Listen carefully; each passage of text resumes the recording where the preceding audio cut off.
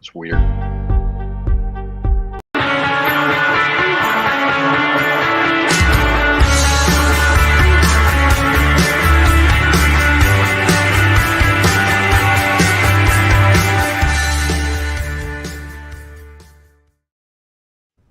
Good afternoon, Louisiana, and welcome to a new episode of Bayou Bets for Monday, July the 11th.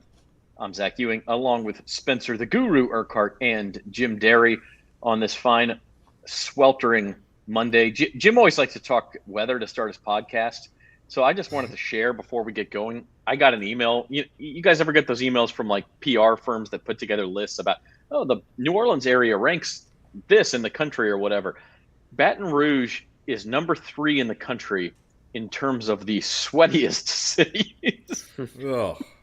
And New Orleans is number 4. New Orleans is right behind it. I don't talk about sweat on the podcast. No, you don't. So I am admittedly upping the ante here, but it's a sweaty day out there. It is most definitely brutal, and thank God the Saints play indoors.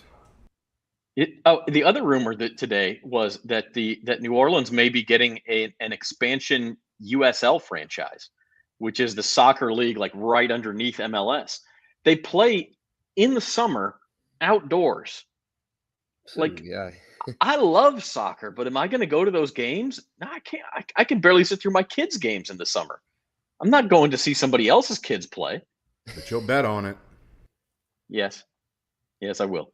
New Orleans is not. In fact, this might be the only thing Baton Rouge is ranked ahead of New Orleans, and they're 3rd, and New Orleans is 4th in terms of sweaty cities in America. So, on that note, welcome to Bayou Bets. We are brought to you by Caesars Sportsbook. You can get a fantastic promo if you're a new user to the Caesars Sportsbook. Go to NOLA.com/Caesars to sign up, and your first bet is risk-free up to $1,500. Meaning if you lose, you get that money back in bonus cash and you get to bet it all over again. So any bet amount up to $1,500 and you basically get a second bite at the apple. So go to NOLA.com/Caesars to check that out for new users. In just a few minutes on today's show, we will be joined by Daniel Sallerson, who's a radio analyst for the New Orleans Pelicans. Going to talk some summer league with him. We're going to talk some Zion Williamson extension and just general Pelicans momentum. But I did want to start with the thing that everybody's talking about lately, and that's football right around the corner. Tomorrow, Jim, your first of 32 team-by-team betting previews for the NFL comes out. Yeah, assuming I can finish it by 7 or 8 a.m. tomorrow. No, I'm just kidding. We're doing pretty well. It's going to be a really cool thing. We've got, besides my monologue and my predictions, we've got Adam Chernoff of Covers.com is going to come on for each one at the end of each episode. Their videos and stories, they accompany each other. And Adam's going to come on and tell me whether he thinks I'm right, wrong, or it's one of those stay away. There's a lot of stay aways. So, we'll be talking mostly over-unders. Some of them we'll be talking about Super Bowl odds, conference odds, division odds, all those things. Nice graphics, some good stuff to go with it. They're each about 5 to 7 minutes long, the videos.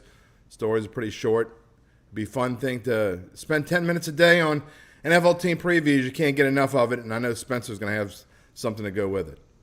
Yeah, sure will. Yeah, they have a fantasy team previews for each team, breaking down which players are good values in the draft, which ones to stay away from, and just have an analysis on on all the fantasy relevant players for each team.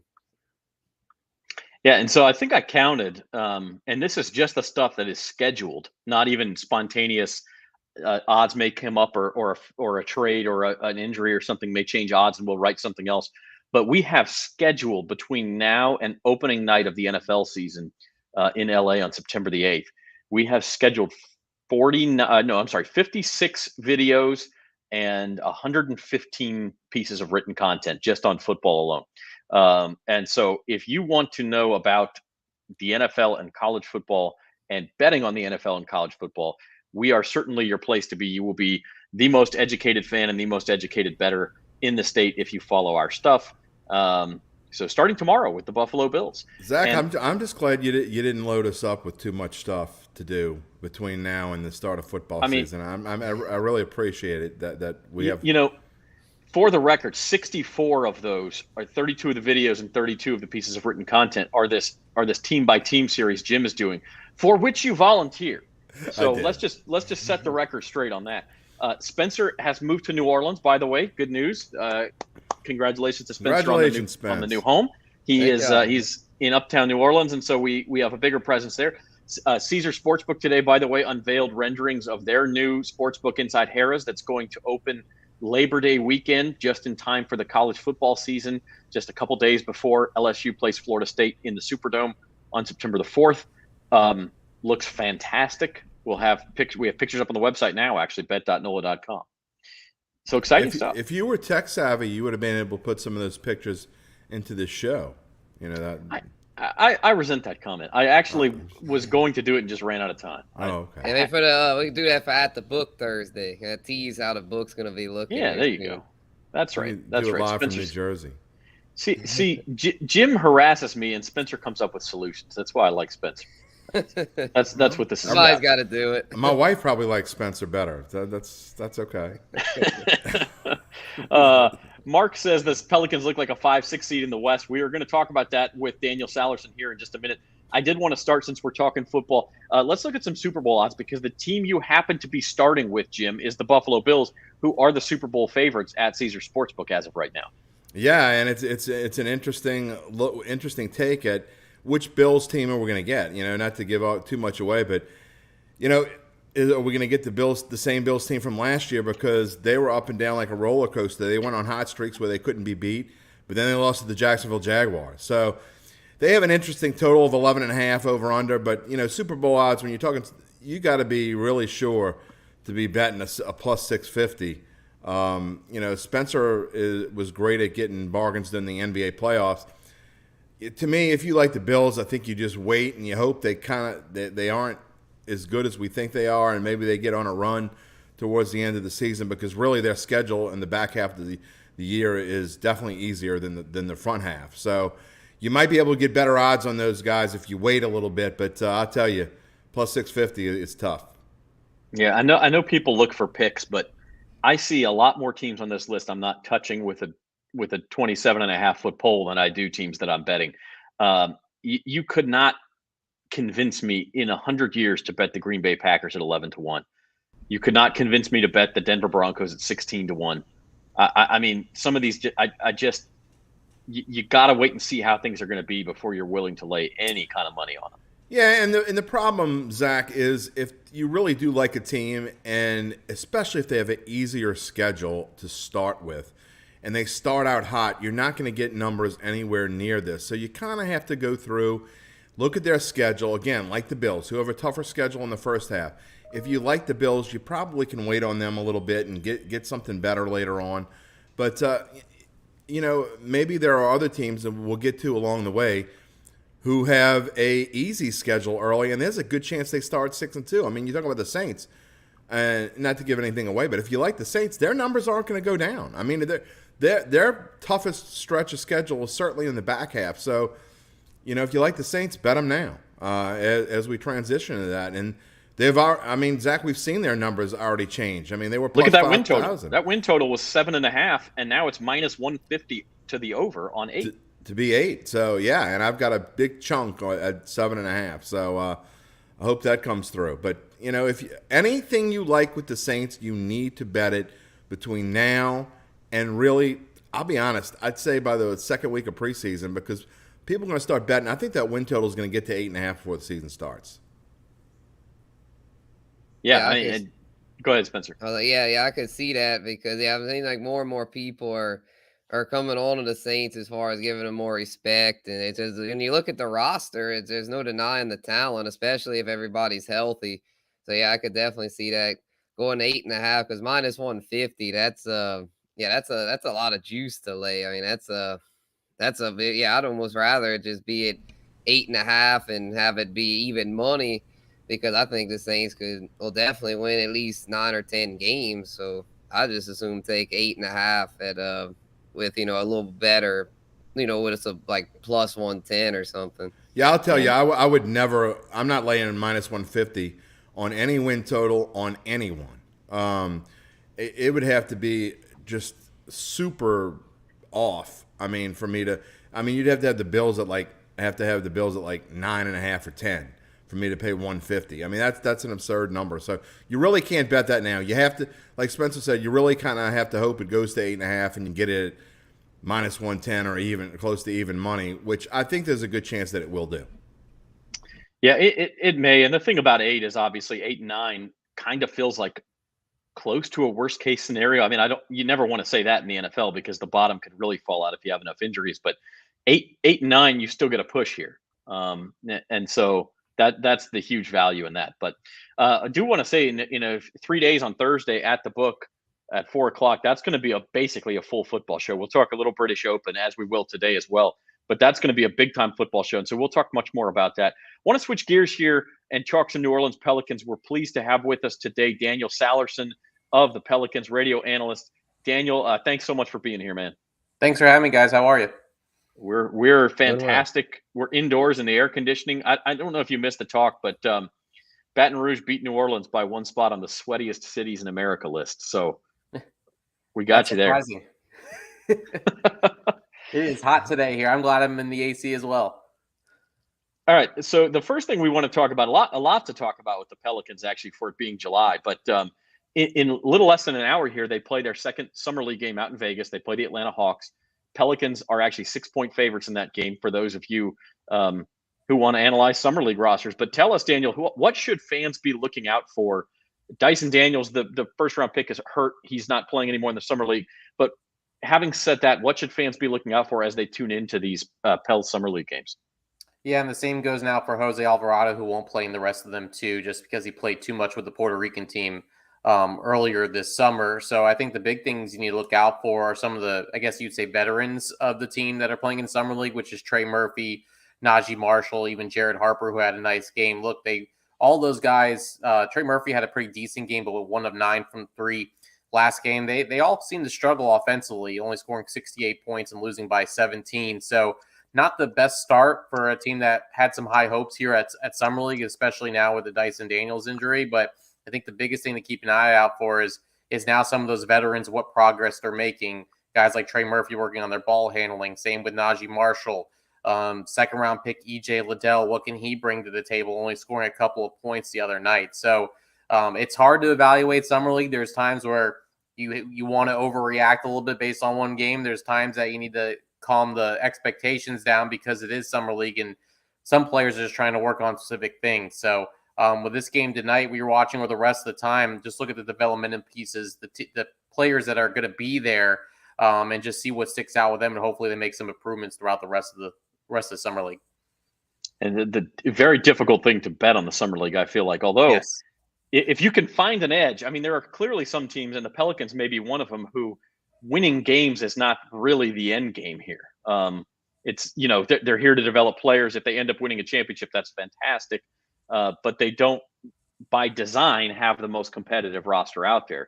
And so we'll just bring up some Summer League odds here as we talk about it. And this, Pistons, Knicks, Magic, you got to go down to the Clippers before you find a team here that's a probable playoff team next year. And they're at 8-1. It is interesting, though, Daniel, the way different teams approach the Summer League differently. Yeah, absolutely. I think it just depends on what their rosters look like. There are certain teams that don't send a lot of guys just because they're pretty much their rosters all set. There are teams like the Pistons and the Knicks, and look at the Magic with Paulo Banchero. I mean, a lot of momentum with him just being the number 1 pick overall. In 3 of those teams with the Knicks, even though they trade their pick, were lottery picks during this year's NBA draft. So the approach is definitely different. I mean, last year the Pelicans went 5-0 and didn't even make it to the championship game. The format has changed where there's no more bracket. It's just now if you're the top 2 teams and if there's tiebreakers, there's point differential, quality of wins, then you can get lost in that. It seems like now the Pelicans probably won't make it into that. But when it comes to the other teams, some prioritize it as we want to go out here and win. We want to see these rookies develop, and some of them just want to go out there, see a few players play. I mean, there could be a chance for the Pelicans that Trey Murphy doesn't play in all 4 games or Najee Marshall doesn't play in all 4 games for these guys that were in the playoffs last year. You don't want to risk injury. So trying to bet on Summer League, individually, yet alone the odds to win is extremely difficult. And another reason why is because there's no injury reports in the morning. So normally with an NBA game, you get an idea of who's in and who's out 6-7 hours before tip-off. Now you just depend on Twitter and who gets the access, as far as we just learned probably 20 minutes ago that no Dyson Daniels and no Jose Alvarado for tonight's game. So you're kind of rolling the dice there, seeing who might just randomly be sitting out that you didn't know about, and trying to bet on those teams. Daniel, you talk about approach, and the Pelicans, obviously their roster is a lot different this year than it was going into last year when there was so many question marks, and now this team is in so much better shape than it was 12 months ago. What kind of approach are the Pelicans taking? And what, obviously they found some diamonds in the rough last year. Herb Jones came out of nowhere. How are they approaching this summer league? Yeah, I think as far as those few guys, I think they're approaching summer league with who has a shot at making their roster as a two-way player. Both those positions are going to be open. They signed one of the guys from NC State to be one of them, but who will be your second two-way guy? Which players will go into the G League? But as far as everything else, their approach is just guys learning the system, guys trying to, again, work on individual things. We mentioned Trey Murphy. We mentioned Najee Marshall. We mentioned some of the guys that have been in the Pelicans roster. Jared Harper has been with the team for a couple of years now, just hasn't really cracked the roster besides the two-way player, just trying to improve. And, of course, they want to win every game, but for them, it's not the end-all, be-all as far as them trying to go all the way and win a championship. Each team now gets 5 games no matter what. So for them, that's 5 games that how they can work on and try to get better. So especially now with a loss, you're most likely not going to win a championship that you can really focus on. If you want to try different rotations, you want to try different lineups out there, you certainly can do so. But I think the biggest thing is when you're evaluating players right now is which of them can join your G League roster, which are you going to stash maybe out in Europe, and which ones are you just going to flat out not bring back with you heading into training camp. So, I mean, where there's 15 guys and not that many roster spaces, as you mentioned, a lot more continuity heading into the season. The Pelicans really don't have a lot of wiggle room to add players. So the approach right now is just more to evaluate and see who sticks out and who doesn't. For sure. Yeah, Daniel, I had a question for you about free agency, being that it's still going on hot and heavy. A lot of big names still yet to land in new homes, but it looks like the Pels roster is pretty set. Do you think that they make any tweaks in free agency, or you think they pretty much just go with the guys they've got right now? Yeah, well, they have 14 players under contract now out of a possible 15, and then there's 2 more for two-way players. So as of now, their roster is pretty much set. Just depends on whether they want to leave that roster spot open in case of injuries or other things like that. The free agency, of course, the big one, everyone I think is waiting for the domino effect of Kevin Durant and Kyrie Irving, whether those guys get traded or not. And the Nets could drag this out till as late as training camp too. So the question is, if anything the Pelicans are going to do, it's most likely going to be as far as a trade is concerned. Look, their biggest free agent signing was basically Zion, and that was the extension. You're getting a healthy Zion back, so that's better probably than any free agent you're going after anyways right now. And again, with so much momentum from last year, a team that started off 1-12, 3-13, and ended up 3-16, and ended up going to the playoffs. A lot of those guys that you guys mentioned with Herb Jones and Trey Murphy's, the diamonds in the rough that you found, you want to build off that. And so continuity is a big thing with this team. So I don't see them making major moves. I don't see them making a ton of moves unless there's a trade out there that maybe grabs them another veteran piece to kind of get them to the next step as far as what progress they want to make this season. But I think it might be probably one of the quietest off seasons we've seen from this team, especially with how much turnover there's been over the last few years. You're watching Bayou Bets here on bet.nola.com, brought to you by Caesar Sportsbook. Zach Spencer and Jim, joined by Daniel Sallerson, radio analyst for the New Orleans Pelicans. And Daniel, kind of to your point, like it is amazing the transformation this franchise has gone through. I mean, really just in a year and a half, like maybe even in a year. Last summer, Zion was hurt preseason. There was a lot of question marks about where things were going to go. Everybody knew Kendrick Perkins was talking on ESPN every day about how Zion was going to go to New York and the Pelicans were going to relocate. Like I don't know that any of that was ever realistic, but it was the tenor around the team was so negative and so uncertain. And here we are a year later, and the Pelicans are like dark horse to make a deep playoff run. Maybe not even a dark horse. Yeah, well, we'll put to bed the whole relocation stuff because none of that was even close to being true. That was Kendrick Perkins just being that guy on ESPN. at least he apologized for what he said in the whole Zion to New York. Again, all that stuff was just happening because of what was happening with Zion. And of course, you never want to start out a media day in a training camp with your best player being out for, what we didn't think was going to be an entire season end up being one. And as you mentioned earlier, there were 7 or 8 new guys on the roster. So with a new head coach for the 3rd straight season, you're wondering what steps the Pelicans were going to take, because you were hoping for them to make a little bit of a leap under David Griffin and Trajan Langdon. And I feel like, one, they hit on their draft picks so well between Herb Jones and Trey Murphy, and then finding undrafted free agent Jose Alvarado. That really made a huge difference as far as what they were able to do. And of course, the hiring Willie Green, I think, was the icing on the cake. I mean, what he brought, the culture that he is bringing to New Orleans, the team first atmosphere, the players really enjoy him. They never fought with each other. The locker room never broke when this team was, in last place in the Western Conference, climbed all the way back. They got CJ McCollum at the deadline. And the fact that CJ wanted to come here just shows the transformation that has been made, as you mentioned, in the last 12 months. This was a team that we thought in January, all right, well, they're not going anywhere this year, to looking at this offseason like, wow, can you imagine what a healthy team looks like with Zion Williamson on the floor? I don't think really anyone knows at this point, but it's going to be really intriguing with Zion, Brandon Ingram, and CJ McCollum, a big 3, as you would say, with some of the young pieces you have surrounding them. It's going to be a fun year for New Orleans. Yeah, we as a staff went to a game just the week before Christmas last year, guys, and it was like that was the first time you sort of felt like the momentum around the franchise was changing a little bit. So I say a year, even if you went back 7 months, today's right. July 11th. So you go back to December 11th. This franchise, it felt like, was sort of lost in the wilderness a little bit. I don't know if it felt like that within the franchise, but it sped up quickly and got a lot better. And I showed the odds a minute ago of what things look like. And here's an interesting look to it at the NBA Western Conference. And if you look at the odds, Caesars doesn't have odds to make the playoffs or win totals or anything like that yet. But so just odds to win the Western Conference. And if you count the teams here, you go down and the Pelicans are still the 9th team listed, which would tell you what the odds say is that they're still a borderline playoff team. My question, Daniel, is what constitutes success this year? Now that you have Zion back, now that CJ will be here for a whole offseason, now that Brandon Ingram is sort of an established star and you have hit on these draft picks and a young team is growing up, the expectations ramp up a little bit. So how do you define success for the Pels this year?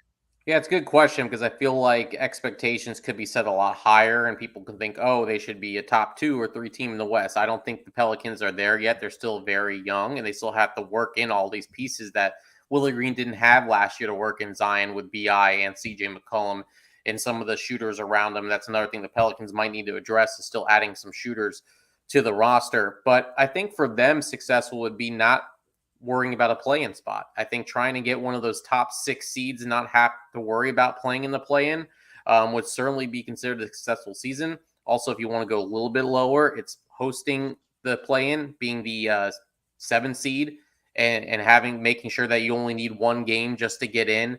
But I feel like this team can make a leap. The only problem is the teams that you listed on there are very good. All of those teams on there, you look at the Timberwolves, what they did. Will that experiment go well with Rudy Gobert and Karl Anthony Towns, both 2 big centers? Will the Memphis Grizzlies continue the way they played, really not grabbing free agents, but drafted really well? Dallas and Denver, teams that, they lost their GM, the Denver Nuggets. Do you lose a little continuity there? You do get Jamal Murray back. And the Lakers being 4th there, it's a huge question mark, because you don't know whether they're going to get Kyrie Irving or Kevin Durant or none of them. And if they bring back that same roster, are they going to really be a team that makes that huge leap after not making the playoffs? And again, all this could shift here with what Kevin Durant does as well if he goes to the Western Conference. So that's the challenge with the Pelicans. I think they're a really good team and could jump some of these teams. You always see a couple teams make that big leap. And I think the Pelicans could be one of those teams. But you also have to figure out which teams are going to dip a little bit. So do the Grizzlies take that tumble? Do the Timberwolves falter with 2 big men? Or is it another team that kind of goes below the radar as well? So I think for the Pelicans, I think getting 1 through 6 would be their goal for next year, and then working their way up towards the Western Conference top seeds. Daniel, it almost makes you wish you could bet for the championship of 2024 and get those kind of odds for 2024, because I'd like to get your opinion on this, but I think if you're looking at future the brightest futures. The Pelicans have to be in the top 5 in the league as far as bright futures go. Oh, absolutely. They have one of the best cores in the NBA, and especially with the youth that they have. Zion Williamson just turning 22 years old, Brandon Ingram 24, CJ McCollum not even at 30 yet. And again, with Herb Jones and Trey Murphy, and I know I'm missing people, Jackson Hayes, you have Jonas that we haven't even talked about yet, locked in for a couple more years. If the continuity stays the way it is, you're absolutely right. They may not make that leap this year as far as being one of the top seeds in the Western Conference, but in 2 years, this could be one of the most dangerous teams. Plus, if people start noticing what they can do, who knows what free agents can be added. And some stars might realize that this team is just one piece away, and they could be that piece to help get this team to the next level. So, yeah, that is a shame that you can't do it right now. But I absolutely think that this team could be one of the top teams in the Western Conference in a couple of years. I think this. And that's without talking, Daniel. That's without talking about Willie Green, this bright young coach who obviously, in just 1 year, you worry how a rookie head coach is going to adjust. I don't know that anyone is adjusted after 1 year the way he has, not in recent memory. Yeah, you go to Ime Udoka from the Boston Celtics, who was a rookie coach that took the Celtics to the finals, but he had the easier, I guess, way to get there as far as the team that the Boston Celtics already have. But for what Willie Green did from the very beginning, you're absolutely right, Jim, as far as handling a team that started 1-12, handling the news that he wasn't going to get the best player in Zion Williamson to start the year, and then finding a way to get this team. We got to watch practice and shoot-arounds every day, and did not seem like we were watching a team that was 1-12. And that was just because of how Willie Green was able to keep them energized, keep them together. And again, the locker room acted like they weren't 1-12. And that wasn't because they didn't care. It's because they all knew that they were better than what their record showed. And they just got on the same page. They got a little healthier, and you saw the progression that they made throughout the season. That all starts with Willie Green. And CJ McCollum talked about how much he wanted to play for Willie. This is a guy that learned under Monty Williams. You kind of get a little bit of Monty Williams in Willie Green based on how he is. And he also learned under Steve Kerr, 2 guys that he went to the finals for 3 straight years under those 2 guys. So he knows what it takes as a coach to get to that level. And he hit the ground running. And what stuck out to me about his press conference a couple of years ago was that he says, number 1 is to build relationships with these players. Number 2 will be the X's and O's. He wasn't worried about his X's and O's. It was worried about building the trust in the player so that they are ready to play for him whenever he needs them. And I think, as you mentioned, I think Willie Green is one of the main factors is why the Pelicans were able to make the playoffs despite having a poor start. Daniel, just a couple more minutes with you if we can. And one thing I want to touch on, Zion has been sort of the lodestar for this team now ever since he was drafted in 2019. And obviously the injuries have been the issue. When he's been on the court, he's been great. But the narrative has gone toward, hey, he's always hurt. He's overweight. His weight is never going to allow him to be healthy. Some of this, it's media overreaction, especially these national talk shows where everybody has to have an opinion. Zion, I think people have forgotten how special he has been at times. What kind of player could we be looking at here over the next 5 years in New Orleans if he stays healthy? Yeah, he's just scratching the surface. I think there's more to his game that he can bring, which is even scarier. I mean, we were introduced to Point Zion when he was healthy a couple seasons ago under Stan Van Gundy. He was averaging 27 points and 8 rebounds and would bring up the basketball. Now you might not necessarily not need that from him, but you certainly can if the option shows for that, or the whatever situation they're in shows for that. But I think when you have guys like Brandon Ingram and CJ McCollum around him, that just changes your approach, and it changes how you guard Zion Williamson, because you can't just worry about Zion. And that's what's good about the makeup of this team is you have to keep your eyes on Brandon Ingram. You have to keep your eyes on CJ McCollum, a shooter like Trey Murphy in the corner. So you can clear the way and have Zion Williamson do his thing. And of course, I'm sure he's been working on his mid-range jumper a little bit. I think he's starting to open things up a little bit more. I'm sure you'll see a 3-pointer or 2 later on in his career, or even in a couple seasons. Every big man starts to now try to creep back to that 3-point arc and try to build on that. So if he starts knocking down some threes or even some jumpers, that just opens up his game even more. But I think he's just scratching the surface. Again, the key is going to be his health. But if you're looking at pictures right now, he looks really good. He feels good. I think getting this contract out of the way just squashes anything that people are saying about him not wanting to be here. which is a great thing. He's been in New Orleans focusing on that, and he saw what this building was like during the playoffs. And I think he wants to be a big part of that. And so I think, again, what Willie Green can draw up for him, it's going to be amazing to see what he can do in the next 5 years here with the Pelicans. Yeah, it's gonna be a ton of fun. A lot of reasons to be optimistic around the New Orleans Pelicans, and you can see some of that future in the summer league over the next 10 days or so. So should be a lot of excitement. Daniel Sallerson, New Orleans Pelicans radio analyst, thank you so much for joining us. Hopefully we can have you back on as we get toward the season here in the fall. Anytime you need me, guys. Appreciate you having me on. Thank you, Daniel. All right, thanks you very Daniel. much. Thank you, guys. Our thanks to Daniel and the Pelicans. And we did get a comment here. Maybe I should have asked Daniel. I don't know in his position if he was willing to say, James, has any summer league games you like today? I got to be honest. I kind of like Atlanta against New Orleans. I don't think the Pelicans are necessarily trying to win these games, and you're getting 6 points with Atlanta. Yeah, it's not like last year when I think that they really were trying to win these games and they were important to them to win. You talk about Dyson Daniels being gone now and Alvarado being gone. I mean, I wouldn't. I'm not going to say I'm going to put money on something like that, but if you're looking to have a little fun, put a couple bucks down just to enjoy it a little bit more. I agree with you. If I had to take something, I would take Atlanta +6. And actually, the line is down to 4.5. So that may be the Jose Alvarado news coming in that he's not playing either. But I still think if you're getting plus money with the Hawks tonight, I would go ahead and take that if you feeling that itch for some summer league action tonight. Spencer, anything you saw on the summer league lines? Not too much. I actually did a daily best bets. I did MLB and had a couple over under plays. Had the Mets Braves under and the A's Rangers over. Yeah, the summer league, I was just like, it's just too unpredictable. Baseball's tough, but not as tough as summer league. Well, Uncle Big Nick just dropped a comment. I'll let Jim decide if he wants to show that or not. But I think it's a good segue to get into some golf here, since that's Uncle Big Nick's forte. I can't show it. You guys have to show it. It's on you. Oh, sure, go ahead. All right. Well, we'll show it then. Yeah, gray beard over there. It makes you look stately and sophisticated, kind of like St. Andrews. So it's a perfect week for that. You know, I was around. This is the 150th British Open. I wasn't alive until I think the 12th or 13th British Open, but you know, I've seen quite a few. I've seen my share. General William Tecumseh Sherman came to ask you for some advice on that one. And he did, and you know, I used the snooker. No, he was dead by then, wasn't he? 100. Yeah, my timeline's off a little bit. Well, I did find out some interesting information about golf during the Scottish Open. Do you guys know why they play 18 holes? I do not. They play 20. They play 20 and 22 at times, but they chopped it down to 18 because 18. There are 18 shots in a bottle of whiskey. Wow, so that is a very Scottish reason for that. So you can take it from there. I love it.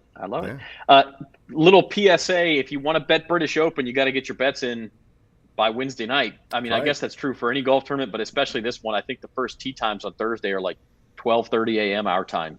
It's a 6-hour time difference. So you can't do it like right before bed Wednesday. You're going to have to do it earlier in the evening. And so that's why we're talking about it a lot today. By the time our show rolls around Thursday afternoon at the book, the first round will be over. Well, so we'll talk some first round leaders. Uncle Big Nick lives on UK time anyway. I think he wakes up at like 2 in the morning and goes to bed at like 7 at night. So he lives on UK time anyway. So perfect for him. I'll be doing all my golf studying tomorrow after I can. Still working on football stuff today, so hopefully get a better chance to look at it. But I can tell you that there are some names for sure that will be on my list for next week, and some names for sure that won't be on my list. I wish Jordan Spieth had played a little bit worse on Sunday because I really like Jordan Spieth. Again, I have not done all my homework. I'm not certain that he's going to be my pick to click this week, but I really like the way he's playing right now, and these courses just fit him perfectly. So Jordan Spieth is certainly going to be on my card. Xander Schauffele will not be. I'm not going to pick as well as he's playing. That price is insane. 1,400. He's the guy, Jim. I was going to say, I wish he had played a little bit worse because if he had come in at 20-1, I would have said, yeah, I kind of like Xander. But he's won 2 starts in a row now, plus a pro-am in between. super hot. It's driven the price down. I can't do it. Yeah, I'm with Nick too, and I like Cameron Smith as well. So I know those two names will definitely be on my list this week. I got to go through and try to pare down. We bet a little bit more on majors than we do on a regular tournament, but I kind of like Terrell Hatton. He kind of faded a little bit. He looked like I was really hoping he would get through, and then how can you not like Matt Fitzpatrick at 1,800? So we got a lot of studying to do, a lot of going through, but there are some guys last week that you kind of expected them not to play that well because I think they were just using it as a tune-up. Looking back now, I wish I wouldn't have put Justin Thomas as one of my guys because you could easily see that he was just using this as a tune-up. And look, we said it in the preview for the Scottish Open. A lot of times when you're talking about a tournament like this and they're getting ready for a major, if they don't think they're going to make the cut or they're going to be at the bottom of the barrel of the cut, they're just like, well, what do I care? They'd rather miss it by one almost when you're talking about a tournament like that, so they don't have to play. That's 2 extra days they got off before they can to get themselves ready for the British Open. Although John Rahm might need some time off for his mouth. I don't know. I don't know if you guys watched any of that, but there were a few live filth on filth words being shouted out. A whole new meaning to the term Grumpy John. Nick brings up a little more of a long shot. Keith Mitchell, apparently his daughter went to school there, so that's a possibility. Familiarity is big with this course, and that a couple of guys I kind of like at higher numbers. One's at the bottom of this list is Dustin Johnson at 35-1, and then next list 40-1 Sam Burns. There are some similarities between playing at St. Andrews and playing at Augusta. We know Dustin Johnson dominates at Augusta, or at least he has previously. 35-1 for that guy. I mean, I know you got the Live Tour narrative and everything, but it just seems like an awful lot of value there. And I feel the same way about Sam Burns, a world-class player at 40-1. And I like Mark Leishman at plus 8,000. I will tell you this. If you want any tip for the tournament that I can definitely give you now without studying, do not bet on Tiger Woods. 60-1 it's just he could terrible. Be 200-1. And I'm not betting on Tiger Woods. Do not bet on Tiger Woods. There you go. There's your tip. Or John Daly at 1,000-1 there at the bottom. John Daly at 1,000-1. Yeah. Do they let you smoke anymore on the course? I don't think so. What was the line from The Office where Kevin says, if someone gives you 5,000-1 odds on anything, you take it? So maybe if John Daly was 5,000-1, I would think about it. But at 1,000-1, I don't know that I can. What was was it the Mexico Open where he had the lead, like after the first round, or he was right up there or something? There was one tournament this year. Yeah, there was. It was about 4 weeks ago. Which one was? I don't remember which one. It might have been the U.S. Open. Was it? No, it was right around the U.S. Open. Yeah, there was some tournament where he had like an 18. He was like one lead. Under through. Yeah. It was something ridiculous, but yeah. This is a good point from Nick too. And if you didn't watch the weather at the Scottish Open last week, you could really get burned. And it's the same thing here. Like if you don't know what the weather's going to be like, it's going to be very similar. It's looking like it's going to be very similar to what it was the Scottish Open. Actually, warmer than normal and always windy. So, I mean, you gotta take that wind into account. And I would save some money to bet your outrights, bet your pre-tournament stuff. Save some money for tournament matchups and things like that because sometimes the weather doesn't really materialize what it's going to be like until the night before. And you can look at it and say, "Boy, the afternoon's going to be a disaster." And live betting. You can bet more on guys who are teeing off earlier. Or Xander stunk it up in the first round. If you really liked them, I don't know exactly what the odds were, and Nick might know better than I. But I know you could have had Xander Schauffele after day one for a nice little price. I'm guessing he was 11 shots back. I'm guessing 35-40-1. So he was 11 shots back, and granted, he was getting the morning tee time and on day two, so you figured he'd be a little bit better, but he really won that tournament on Friday and Saturday. That's another thing to look at, and especially if the wind's going to be worse on one of the days on Thursday or Friday that you can look at and find, then I'm definitely taking a morning, evening guy. I want a guy because the wind's going to be, what was it? I can't read that. What is it, 55-1, he says? Yeah, Xander got up to 55-1. I mean, so there you go. But, I mean, if I do look at that, and I generally play guys more often than not, guys that play in the morning on Thursday and then play in the evening on Friday. I like them more anyway because really, you go out there and throw that number out there, it sticks way more times than it doesn't. So, but then again, like I'm saying, if the wind's going to be worse on Thursday than it is on Friday, then it does give maybe the evening players an advantage. That you just got to look at it and figure it out, because you want those the morning guys, they're going to get less wind. Actually, the other way around. Friday, the wind's going to be worse on Thursday. You might want to play an evening guy because they're going to get better wind on the next day. All right, Spencer, you look like you might be like your air conditioner went out. You got all foggy all of a sudden. Oh yeah, I turned it off for the show because it's kind of loud. So yeah, I'm getting a little hot up in here. All right. Well then, let's wrap this up, because we do live in the third and fourth sweatiest cities in America. Your pick to click British Open. Spencer, you go first. You got to pick one guy. I can go to the second page if you need. Who are you taking to win at St. Andrews this weekend? Alrighty. Yeah, it's just tough, man. These golf tournaments so hard to pick. I would have to say though, I'll give Zalatoris a shot. You know, he's come close, man. I'm gonna pick him to get it done. Great iron player, could be a good pick. Jim, how about you? A pick to click. Well, is he play better than he played in the Scottish Open? And he will, for sure. If I have to pick one guy, I'm going to take Jordan Spieth. I really think that this, again, I like the way he played. I like the way that he was putting for the most part at the Scottish Open. He's been doing a little bit better. The yips have disappeared. I know Uncle Big Nick likes Cam Smith. If I got to take one, and without looking through all my numbers this early, I'm going to take Jordan Spieth. I thought you were going to take Cam, so I'll go ahead and take the easy route and take Cam Smith, because I love his game on the links course. UBN's page. 25-1. I did mention DJ. I like, and honestly, if Rory was 12-1 favorite instead of 9-1, I might bet him. I'm not touching Rory. Yeah. I can't stand those single digit numbers in golf betting. 9-1's too low, but I do think Rory will be. He will compete for this. I mean, this course is made for him. He's from that part of the world. He feels at home. I think he feels motivated to win. And honestly, like I said, if you could get Xander at 18 or 20-1, he's a guy I would live bet if he gets off to a slow start. Yeah. And you could get him in the 20s. And I don't like his number, but I can tell you John Rahm is going to play well this weekend. After he was so ticked off Thursday and Friday, he is going to play well. And I would be Nick's surprised if Cantlay. All right. Okay. Well, I'd be surprised if Rahm is not in the mix on Sunday or late morning, early afternoon here. My only thing with Rahm, I mean, outside of the Mexico Open, which was one of the easier tournaments they played all year, when was the last time he actually played well, where you could look at the end of 4 rounds and say, yeah, he was. I mean, it's been a long time.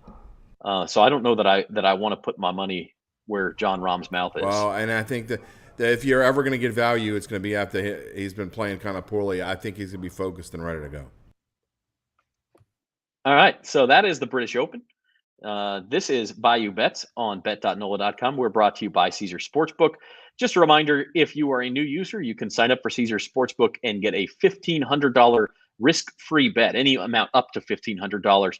Just go to nola.com/Caesars, and that promo code is automatically loaded up for you. And that's going to do it for us. I'll join the Thursday show from New Jersey, and where I'll be at the sports betting conference. Guys, any final thoughts on this Monday, Spencer?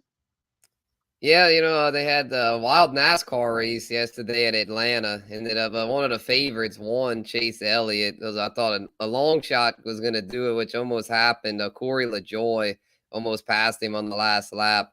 And then they had a crazy deal. Ross caused not one but 2 wrecks, and that's the truth with him. He better watch out, because he's going to get in trouble at some point driving recklessly like that. And then there's a lot of craziness with MLB. So not 1, not 2, but 3 teams go undefeated last week. Your Mariners, Zach, the Dodgers, and the Orioles of all teams. The freaking Orioles. It's just been a wild deal with that. I need my Cardinals to get back on track. Had a rough week, but yeah, it's been the baseball world's been quite. I've had a lot of fun watching baseball the last week, and so go Mariners. Jim, your final thought? Dodgers don't count because they played 4 games against the Cubs, so that doesn't really count. By the way, at 5-0 yesterday, they were losing 5-0 in the first inning, and I'm like, well, I'm gonna go bet on the Dodgers, and they were still down 5-0 the best odds I could get plus 240. That's insane. That's amazing. In a 5-0 baseball and they game. covered. I mean, they won easily. So, and they won by three or four runs. Didn't touch it. I should have bet the over though. Look, I'm looking forward to. We talk about this is what sports writers live for, right? You get back from vacation in the summer, and the clock turns to football, and we're going to be 85-90% football now going forward. I am excited about the previews. I knew this first week was going to be tougher than the rest, setting up templates for the videos and for our stories and everything. But I think the readers are really going to enjoy it. And Datitude is back on Friday. I don't know who my guest is yet, but it's getting back into the flow. I am looking forward to it, and I hope that everybody just gets a chance, take a look at it, and let me know what you think. Yeah, it is that time of year. I think we're 52 days from opening night in college football, and then another week 59 from the opening night in the NFL. So seriously looking forward to all of that. And as I said, Thursday at the book, 4:00, be here on these same social channels. And we're going to talk a lot of football on Thursday. Until then, our thanks to Daniel Sallerson of the New Orleans Pelicans for stopping by and talking some NBA and some Pels with us. For Spencer the Guru and Jim Derry, I'm Zach Ewing. Have a good day, everybody.